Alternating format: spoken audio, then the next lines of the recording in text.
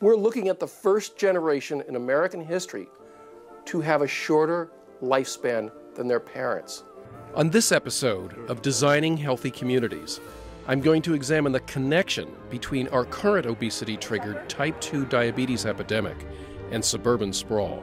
Diabetes, not a good thing to fool around with. I went in for some treatment. They said I was going to take my foot off. In epidemiology, we call it a common source epidemic. When everyone begins to develop the same set of symptoms, it's not something in their mind, it's something in our environment that is changing our health. We will see communities that are combating the causes of type 2 diabetes, not through medication and amputation, but by redesigning our car-centric society. The time has come for the retrofitting of suburbia. Join me on a quest to combat chronic disease with smart design by retrofitting suburbia. Co-author of the critically acclaimed book Urban Sprawl and Public Health, a pediatrician and former center director at the CDC, Dr. Richard Jackson believes our building America for the needs of cars, not people, is a major contributor to our nation's epidemic of obesity-related type 2 diabetes. I worked for 30 years doing epidemic investigations and looking at chemical effects on people, air pollution, a whole series of issues. And about 10 years ago, while I was at the Centers for Disease Control and Prevention, I became really engrossed, almost obsessed with the fact that we have built America in a way that is, I believe, fundamentally unhealthy, that it prevents us from walking, it inhibits us from socializing, it removes trees and the things that make our air quality better.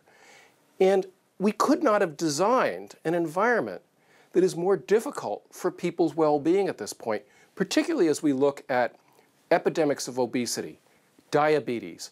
When you become overweight, it greatly increases your risk of becoming diabetic. And as we went around the country, we saw people coping with the very difficult challenges of diabetes.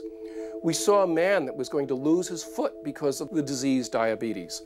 As the wound got bigger, it got sore. I went in for some treatment.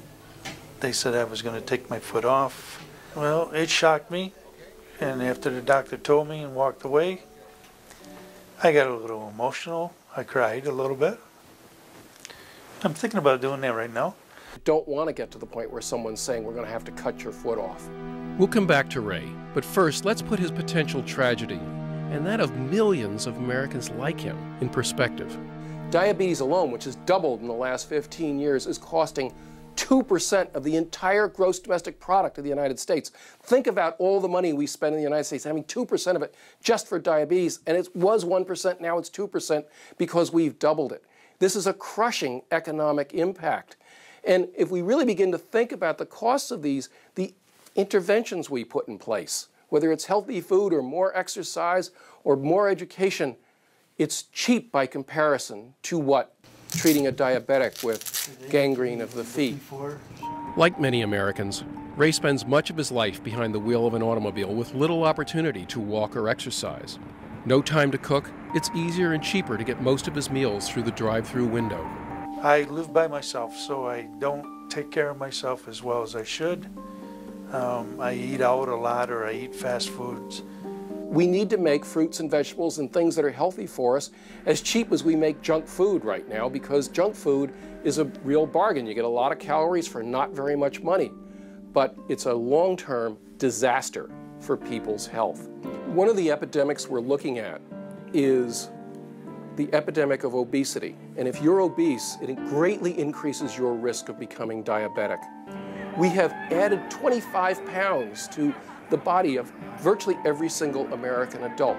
14 pounds to a 14-year-old child, and about 11 pounds to an 11-year-old child. When I was a young pediatrician, we never saw a child with adult onset diabetes. We now don't call it that, we call it type 2 diabetes. And my endocrinology friends are telling me half the children in the pediatric diabetic clinic have type 2 diabetes, so-called adult onset diabetes. And the doctors are telling me that they're seeing diseases, heart failure, liver problems, joint problems, that they see in 50, 60, 70-year-olds, in teenagers because of this obesity epidemic.